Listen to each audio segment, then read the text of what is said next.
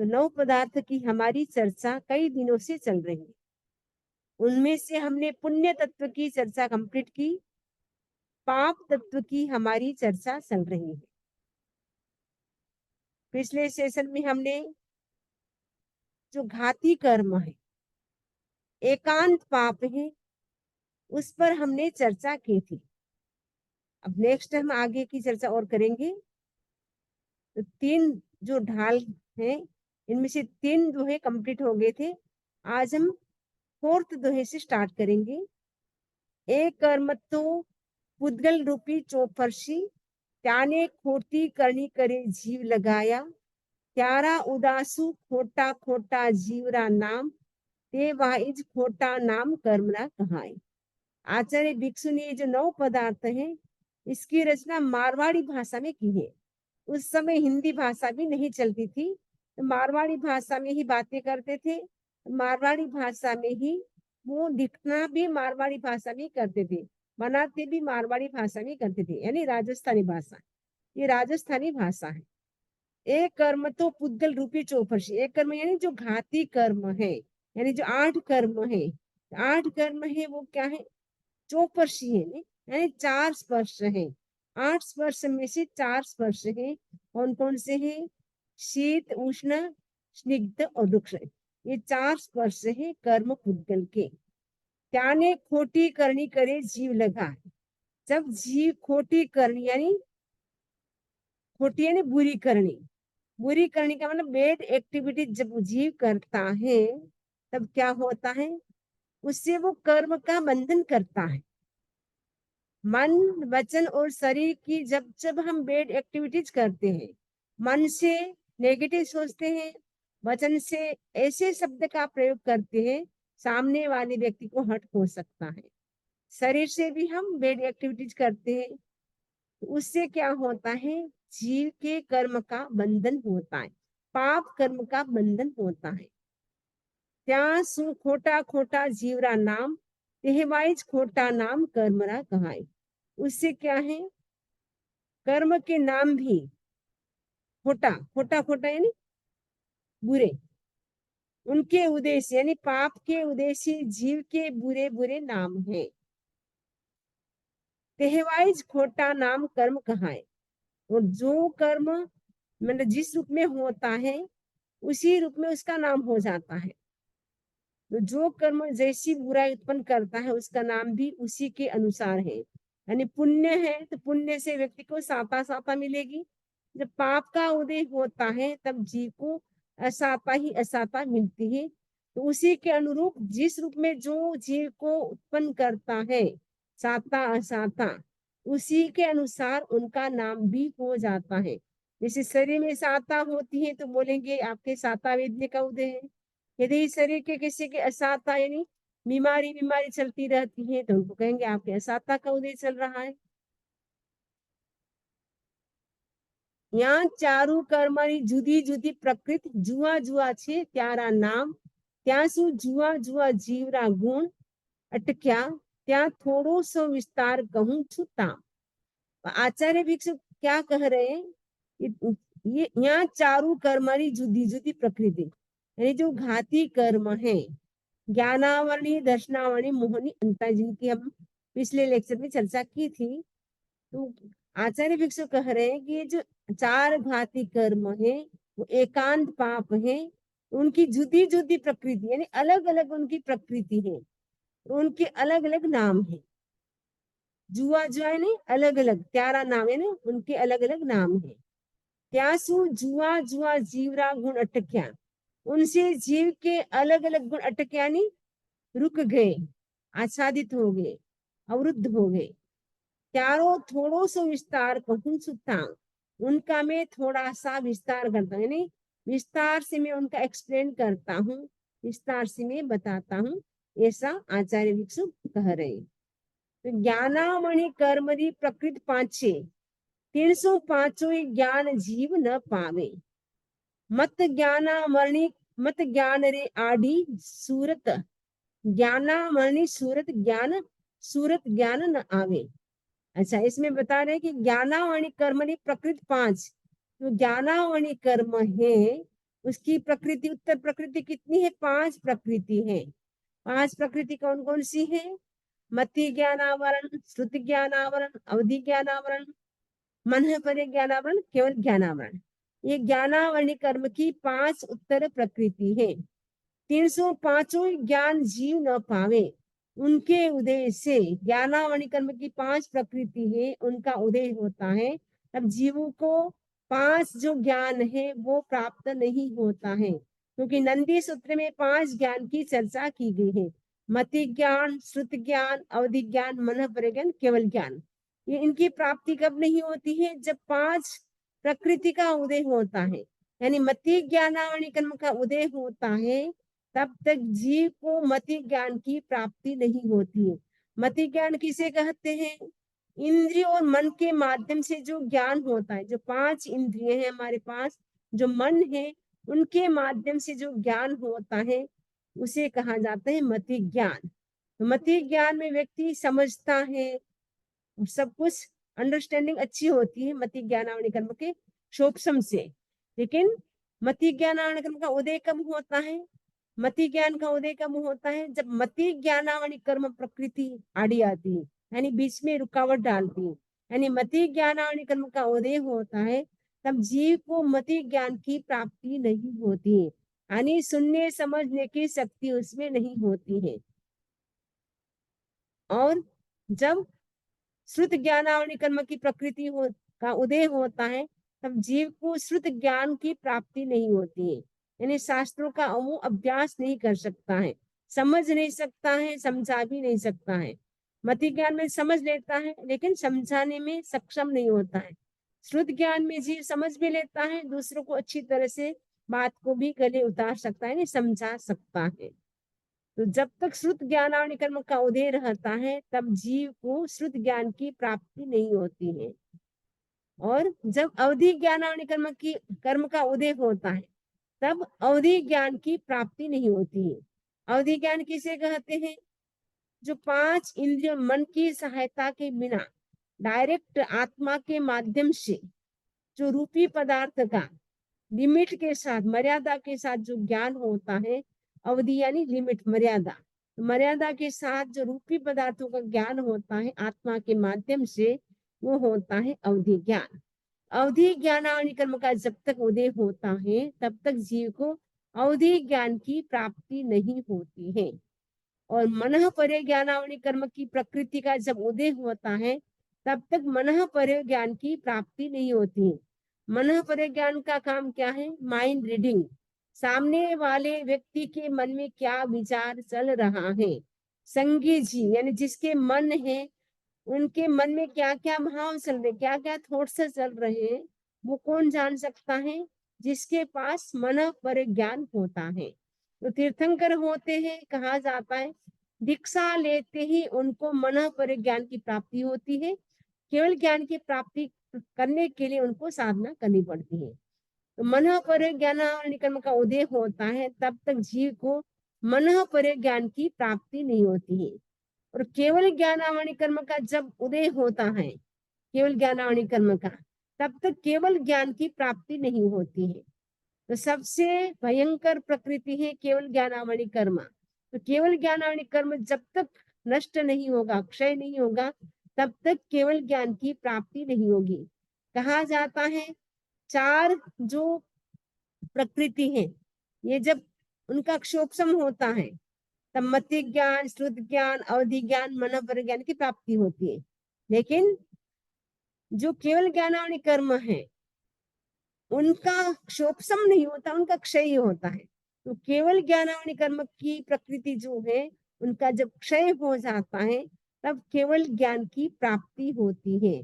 कई साधु होते हैं, उनके पास 4 ज्ञान होते हैं, लेकिन केवल ज्ञान नहीं होता। इसका मतलब है अभी तक केवल ज्ञानावरणी कर्म का उनके उदय चल रहा है, इसीलिए केवल ज्ञान की प्राप्ति नहीं हुई है। तो मति ज्ञान, श्रुत ज्ञान, अवधि ज्ञान, मन पर ज्ञान, वो तो क्षोभसम से मिलते हैं, लेकिन केवल ज्ञान की प्राप्ति हमें क्षय से होती है। यानी केवल ज्ञानावरणी कर्म का जब क्षय होता है, तब केवल ज्ञान की प्राप्ति होती है। और केवल ज्ञान की विशेषता क्या होती है?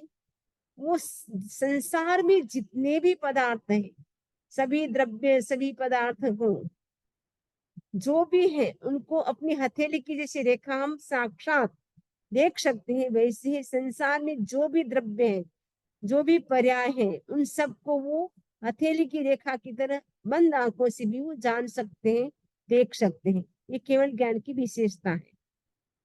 अवधि ज्ञानावणी कर्म अवधि ज्ञान ने रोके, मन पर ज्ञानावणी मन पर ज्ञान आढ़ी। ये मैंने अभी बताया, केवल ज्ञानावणी केवल ज्ञान रोके, या पांचा में पांचवी प्रकृति आढ़ी। अवधि ज्ञानावणी कर्म क्या करता है? अवधि ज्ञान को रोकता है। मन पर ज्ञानावणी क्या करता है? मन पर ज्ञान को आढ़ी यानी रोकता है।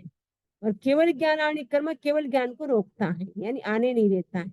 यहाँ पांचा में पांचवी प्रकृति जाढ़ी। ये जो पांच प्रकृति है ज्ञानावणी कर्म की, मति ज्ञानावरणीय, श्रुत ज्ञानावरणीय, अवधि ज्ञानावरणीय, मन पर ज्ञानावरणीय, केवल ज्ञानावरणीय, इन पांचों में सबसे स्ट्रॉन्ग कौन सी जाढ़ी का मतलब स्ट्रॉन्ग प्रकृति कौन सी है? केवल ज्ञानावणी। तो केवल ज्ञानावरणी कर्म का जब तक उदय रहता है तब तक वो केवल ज्ञान को रोकता है, तब तक केवल ज्ञान आने नहीं देता है। इसलिए सबसे स्ट्रॉन्ग प्रकृति है केवल ज्ञानावरणी कर्म की। तो वो जब क्षय होता है तब केवल ज्ञान की प्राप्ति होती है। ज्ञानावरणी कर्म क्षोभसम हुए जब पामे छे चार ज्ञान, जब ज्ञानावरणी कर्म का क्षोभसम होता है तब चार ज्ञान की प्राप्ति होती है। और केवल ज्ञानामणि तो क्षय उत्पन्न न हुए, आतो क्षय हुआ पामे केवल ज्ञान। केवल ज्ञानावणी कर्म है, उनका क्षोभसम नहीं होता, शोभसम नहीं होता है, उनका तो क्षय होता है। क्षय होने से ही केवल ज्ञान की प्राप्ति होती है। दर्शनावणी कर्मरी नव प्रकृति, जैसे ज्ञानावणी कर्म की पांच प्रकृति थी, मति ज्ञानावरण, श्रुति ज्ञानावरण, अवधि ज्ञानावरण, मन परे ज्ञानावरण, केवल ज्ञानावरण, वैसे ही दर्शनावणी कर्म की भी नौ प्रकृति है। ज्ञानावरणी कर्म की तो पांच प्रकृति थी, लेकिन दर्शनावणी कर्म की कितनी है? नौ प्रकृति, यानी नौ प्रकृति है। ते देखवा ने सुनवादिक आड़ी। तो दर्शनावणी कर्म का जब उदय होता है तो वो क्या करता है? देखवा मैंने देखने में वो रुकावट डालता है।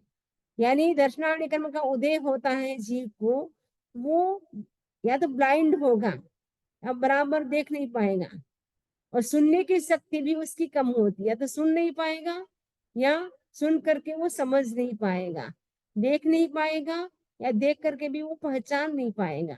ये दर्शनावली कर्म की प्रकृति जब उदय में होती है तब ऐसा जीव को होता है।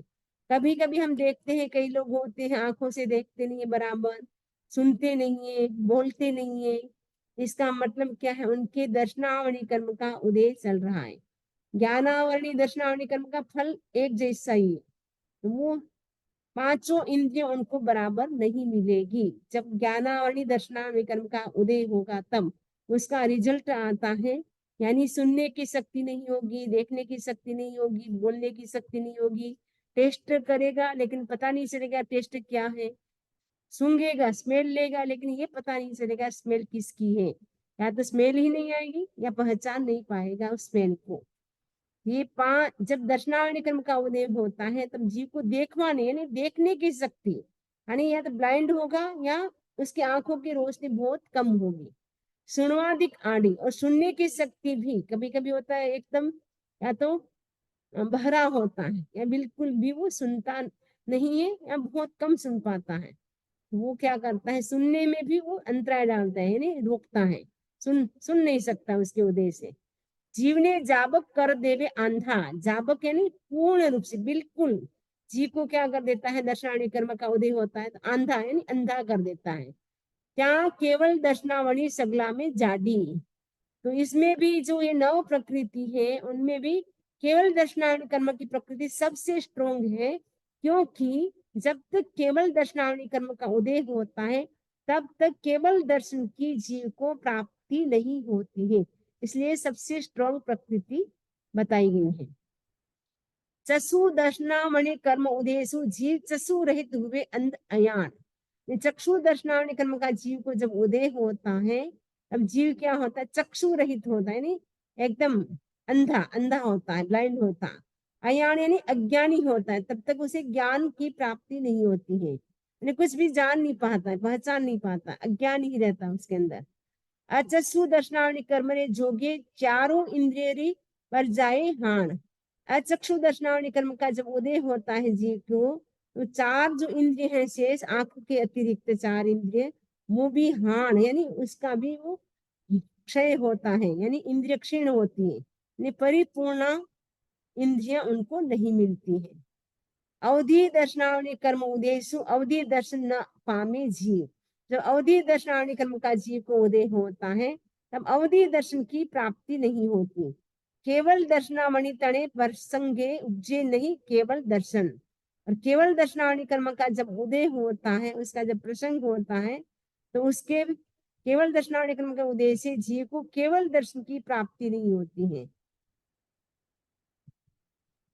निद्रा सुतो तो सुखे जगायो, जागे निद्रा निद्रा उदय दुखे लागे छिताम, बैठा उभा जीवने नींद आवे, तीन नींद तणों से प्रचला नाम। जो दर्शनावली कर्म की 9 प्रकृति है, चक्षु दर्शनावली है, अचक्षु दर्शनावली, अवधि दर्शनावली, केवल दर्शनावली, ये 4 प्रकृति की चर्चा हमने की। आगे है निद्रा, फिर निद्रा निद्रा, फिर प्रसला, फिर प्रसला प्रसला, टोटल 9 हो गई। निद्रा किसे कहते हैं? सुतो तो सुखे जगायो निद्रा। जो कोई व्यक्ति सोया हुआ है, वो सुख से जाग जाता है, आराम से नींद आ जाती है, साउंड स्लीप, और आराम से वो उठ जाता है एकदम इजी वे में। इसका मतलब है वो उसकी निद्रा है। निद्रा निद्रा का मतलब होता है जो दूसरा है निद्रा निद्रा, यानी कठिनाई से नींद आती, बहुत मुश्किल से नींद आती है, और उठाते समय भी बहुत ही मुश्किल से उठता है, जल्दी से नहीं उठता। इसका मतलब है उसके निद्रा निद्रा कर्म का उदय है। नेक्स्ट है बैठा उभा जीवने नींद आवे, तीन नींद तणों से प्रचलाना। कभी कभी हम देखते हैं किसी किसी को बैठे बैठे नींद आती है, किसी किसी को खड़े खड़े भी नींद आ जाती है। ऐसे कभी कभी किसी को नींद नहीं आती, लेकिन जैसे हो स्वाध्याय करने बैठेगा या प्रवचन सुनने के लिए बैठेगा तो नींद सताने लगेगी। तो बैठे बैठे नींद आती है, या खड़ा होने पर भी खड़े खड़े भी नींद आती है। इसका मतलब है अभी प्रसला, जो नींद का उदय चल रहा है, प्रसला नाम की। प्रसला प्रसला किसको हम कहते हैं? प्रसला प्रसला नींद उदेशु जीव ने हालता चालता नींद आवे। पांचवी नींद छे कठण थीणो धी, तीन नींद सु जाबक दो जावे। प्रचला प्रचला नींद का जब उदय होता है, तब क्या होता है? जीव को हालता चालता नहीं, चलते फिरते जीव को नींद आती है। चल रहा है फिर भी लगता है नींद में चल रहा है, चलते फिरते भी नींद आती रहती है। और पांचवी नींद कौन सी? त्यानर्धी। तीन नींद सु जाबक दब जावे। उस नींद से जीव पूर्ण रूप से दब जाता है। वो बड़ी कठिन नींद होती है। कहा जाता है उस नींद में व्यक्ति क्या क्या कर लेता है, आगे आ रहा है। 5 निद्रा ने 4 दर्शनामणि थी, जीव अंध हुए जाबक न सूझे लिगारो। देखण आश्री दर्शनावली कर्म जीवरे जाबक क्यों अंधारो। अच्छा, तो 5 निद्रा 4 दर्शनावली कर्म की प्रकृति है। उसे जीव क्या होता है? जाबक है ना, बिल्कुल वो क्या हो जाता है? जीव अंधा हो जाता है। न सूझे लिगारो, कुछ भी उसको सूझता नहीं है, क्या करना चाहिए क्या नहीं करना चाहिए। अच्छा, त्यानर्दी नींद क्या करती है? त्यानर्दी नींद इतनी गाढ़ नींद होती है, जैसे कुंभकर्ण के लिए कहा जाता था कि वो 6 महीने तक कंटिन्यू 6 मंथ्स होता था, उठाने पर भी वो नहीं उठता था। उसको उठाने के लिए उसके नाक में जो भेड़ होता है, वो भेड़ का बच्चा डाला जाता था, तब जाकर के वो कुंभकर्ण मुश्किल से उठता था। तो जो त्यानर्दी नींद होती है वो घोर नींद होती है, प्रगाढ़ नींद होती है। उस नींद में कहा जाता है व्यक्ति मर्डर तक भी कर सकता है, यानी घर का सारा काम भी कर लेगा और काम कर करके वो सो जाएगा, मर्डर करके भी आ जाएगा, युद्ध में भी जा करके आ जाएगा, और आकर के वो सो जाएगा। उसको पता भी नहीं चलेगा कि ऐसा मैंने कुछ किया है। इतनी नींद होती है, प्रगाढ़ नींद, घोर नींद, उसको कहा जाते हैं त्यानर्दी नींद। उस नींद में व्यक्ति की मृत्यु होती है तो वो नरक में जाता है। त्यानर्दी नींद बहुत ही खतरनाक नींद है। 5 निद्रा में 4 तो दर्शनावली कर्म की प्रकृति, चक्षु दर्शनावरणीय, अचक्षु दर्शनावरणीय, अवधि दर्शनावरणीय, केवल दर्शनावरणीय, और 5 नींद है। तो पहली नींद थी निद्रा, दूसरा प्रकार था निद्रा निद्रा, तीसरा था प्रचला, चौथा था प्रचला प्रचला और पांचवी थी त्या नरती। तो टोटल दर्शनावली कर्म की कितनी प्रकृति होगी? 9 प्रकृति होगी। दर्शनावली कर्म क्षुप्सम हुए जद, तीन क्षुप्सम दर्शन पामंतो जीवो। दर्शनावली कर्म के क्षोपसम होने से जीव को चक्षु अचक्षु और अवधि, तीन क्षोपसम दर्शन प्राप्त होते। जब क्षोपसम होता है तब जीव को आंख भी मिलती है, अचक्षु यानी जो बाकी की इंद्रिय है वो भी अच्छी मिलती है, और अवधि दर्शन की प्राप्ति होती है, अवधि ज्ञान की यानी अवधि दर्शन की प्राप्ति होती है। इस कर्म के संपूर्ण क्षय से केवल दर्शन की प्राप्ति होती है। दर्शनावली कर्म जाब के संपूर्ण रूप से जब क्षय हो जाता है, पूर्ण रूप से दर्शनावली कर्म का क्षय हो जाता है, तब जीव को क्या मिलता है? केवल दर्शन। केवल दर्शन पामे जीव घट दीवो। जैसे हमारे घट के अंदर दीपक है, दिया जल रहा है, केवल ज्ञान का दिया। वो कब केवल ज्ञान का दिया प्रकट होता है? जब केवल दर्शनावली कर्म की प्रकृति क्षय हो जाती है, तब केवल दर्शन की प्राप्ति होती है। केवल ज्ञानावली कर्म की क्षय क्षय होता है तब केवल ज्ञान की, केवल दर्शनावली कर्म की जब क्षय होता है केवल दर्शनावली कर्म का, तब केवल दर्शन की प्राप्ति होती है। तीजो घन घातियो मोह कर्म छे, तीणरा उदासु जीव होवे मतवालो, सुधी सरधारे विषय मिथ्याति, माठा कीर्तबरो पिण न हुए टालो। तो जो चार घाती कर्म है, ज्ञानावली, दर्शनावली, मोहनी और अंतराय, हमने ज्ञानावली और दर्शनावली कर्म की उत्तर प्रकृति है उनकी हमने चर्चा की। तो ज्ञानावली कर्म की कितनी प्रकृति थी? 5 प्रकृति थी। मति ज्ञानावरण, श्रुति ज्ञानावरण, अवधि ज्ञानावरण, केवल ज्ञानावरण, मनोपरि ज्ञानावरण और केवल ज्ञानावरण। और दर्शनावली कर्म की 9 प्रकृति की हमने चर्चा की। अब हम चर्चा करेंगे मोहनीय कर्म की। मोहनीय कर्म की टोटल 28 प्रकृति, 28 प्रकृति है, उसकी हम चर्चा करेंगे। उससे पहले समझे कि मोहनीय कर्म क्या है। तो इसमें बता रहे आचार्य भिक्षु कि जो घन घातियों मोह कर्म से, मोह कर्म क्या है? तीसरा घन घाती कर्म है। घन घाती इसीलिए कहा गया कि आत्मा के जो ओरिजिनल गुण हैं, अनंत ज्ञान, अनंत दर्शन, अनंत चारित्र, अनंत शक्ति, क्षय सम्यक्त्व, अटल अवगाहन, अमूर्तिकपन, अगुलघुपन, आत्मा के जो 8 गुण हैं उनको क्या करता है? नष्ट करता है। इसीलिए उसको घाती कर्म कहा गया है। तीनरा उदय जीव होवे मत मानो, यानी मोहनीय कर्म का जब जीव को उदय होता है तब जीव क्या होता है? मतवाला हो जाता है, मूड हो जाता है, उसकी चेतना मूर्छित हो जाती है, विकृत हो जाती है। मोहनीय कर्म का जब उदय होता है तब व्यक्ति बुरे बुरे काम करता है, हिंसा के काम करता है, बुरे विचार आते रहते हैं। जब मोहनीय कर्म का उदय होता है तब व्यक्ति को बुरे बुरे सपने, बुरे बुरे विचार, ये सब क्या है? मोह कर्म के कारण होता है। मोह कर्म क्योंकि उसको उसके कारण वो कुछ कर नहीं पाता है, क्या करना चाहिए क्या नहीं करना चाहिए, सारा विवेक उसका समाप्त हो जाता है। इसलिए मोहनीय कर्म की उपमा मद्यपान से दी गई है। जैसे कोई व्यक्ति है मदिरा का पान करता है, बहुत ज्यादा वो ड्रिंक कर लेता है, तो उसके बाद क्या है? उसको पता नहीं चलता है मुझे क्या करना चाहिए क्या नहीं करना चाहिए।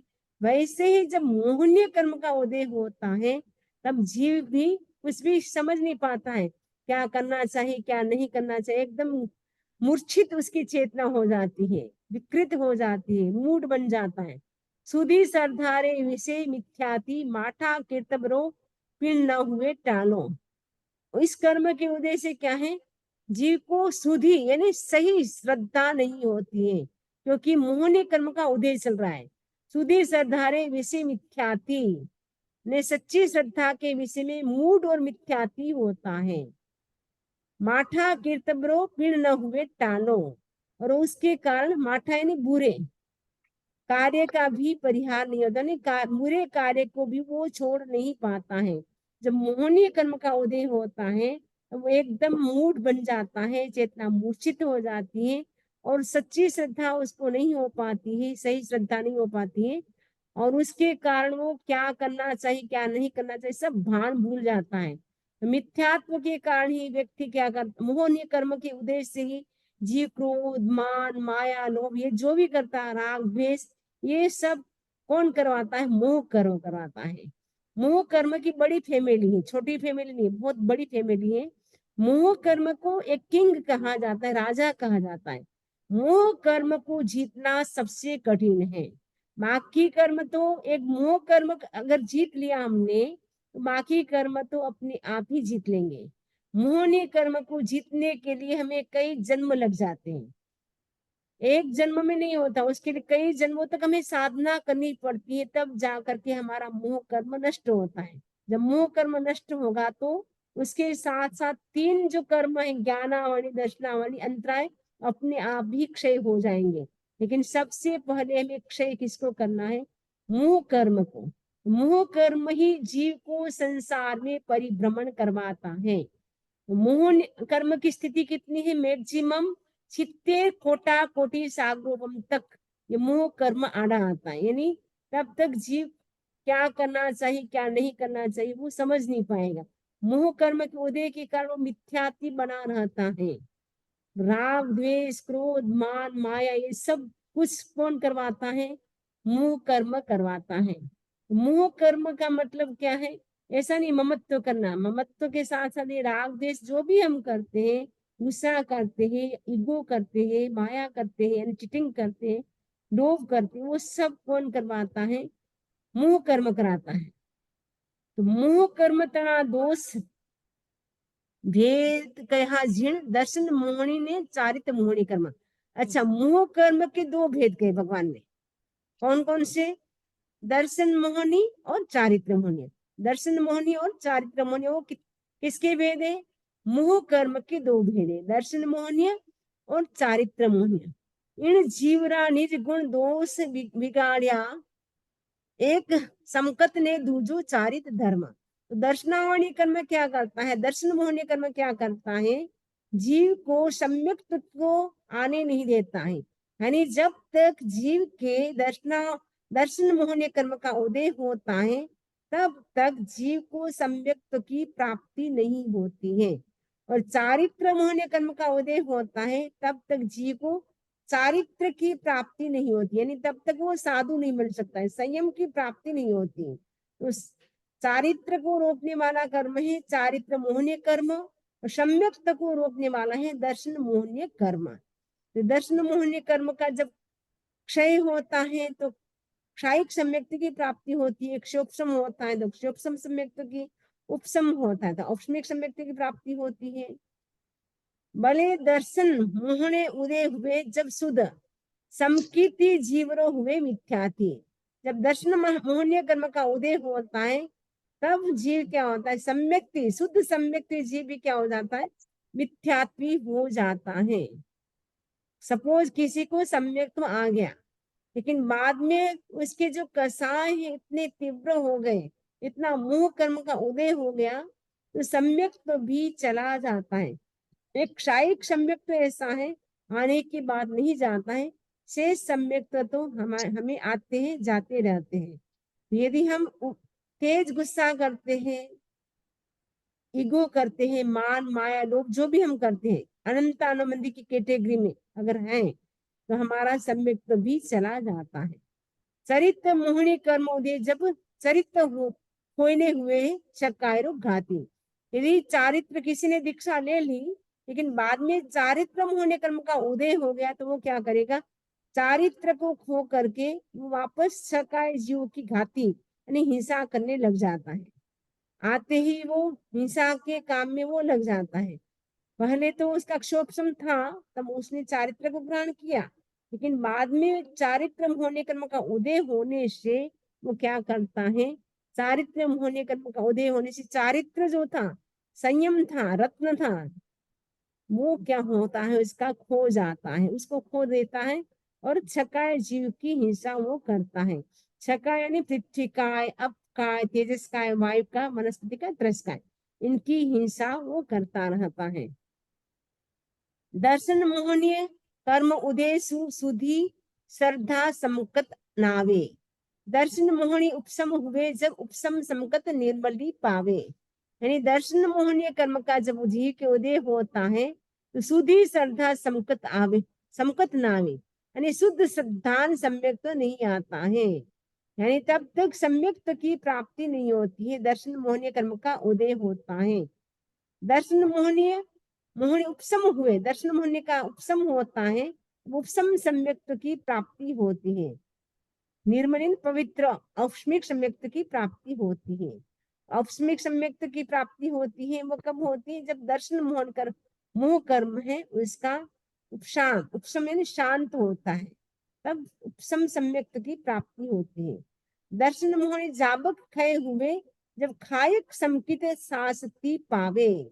जाबक यानी संपूर्ण रूप से दर्शन मोहन कर्म का जब क्षय हो जाता है, तब जीव को क्या मिलती है? शाश्वती। शाश्वती यानी परमानेंट, ऐसी सम्यक्त मिलती है। परमानेंट सम्यक्त कौन सी? क्षायिक सम्यक्त। क्षायिक सम्यक्त तो हमारी परमानेंट है, बाकी सम्यक्त तो हमारी परमानेंट नहीं है, आती है जाती है। जैसे हमारे भाव बनते हैं राग द्वेष के, कसाय के, तो वो चली जाती है। और हाईएस्ट लेवल के, मंद तो कोई बात नहीं, हाईएस्ट एक्सट्रीम लेवल पे जब हमारी कसाय पहुंच जाती है अनंतानुमंदी, तब हमारा सम्यक्त भी चला जाता है। क्योंकि अनंतानुमंदी कसाय का काम क्या है? सम्यक्त का घात करता है, यानी सम्यक्त नहीं आने देता है। जब तक अनंतानुमंदी कसाय रहेगा तब तक सम्यक्त नहीं आएगा। आपके मन में प्रश्न होगा कि अनंतानुमंदी कसाय कब बनता है? कहा जाता है यदि किसी से हमारी अनबन हो गई, यदि हमने 1 साल तक भी उनसे बोलचाल नहीं की, वो कसाय हमारी किसकी कैटेगरी में चली जाएगी? अनंतानुमंदी कसाय बन जाएगी।